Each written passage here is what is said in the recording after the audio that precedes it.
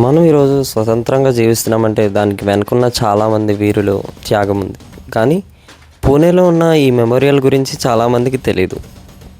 Welcome to national war memorial southern command, one of the important military memorial in India. ఇది స్థాపించింది 1998లో. Honour to the brave to the soldiers of Indian armed forces. ఈ memorial special ఏంటంటే ఇది government ఫండ్స్తో కాకుండా citizen డొనేషన్స్తో నిర్మించబడింది. మెమోరియల్లోకి enter అయిన వెంటనే మీ దృష్టికి ఒక MGI ఫైటర్ ఒకటి కనబడుతుంది.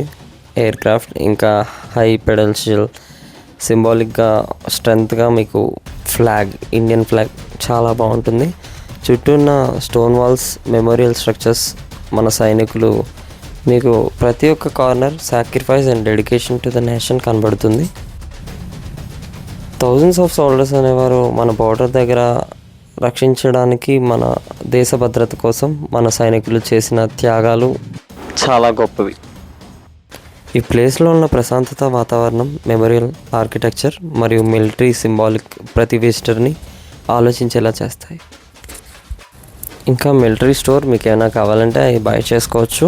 మీకు లోపల మ్యూజియంలో వచ్చేటప్పుడు గన్ ఎక్విప్మెంట్స్, ఇంకా ఎయిర్ క్రాఫ్ట్ కోసం ఇంకా డీటెయిల్గా దాంట్లో ఉండే స్పేర్ పార్ట్స్ ఏం యూజ్ చేశారు, different types of guns, different types of bullets and missiles, war machines and heavy craft museum అన్నమాట.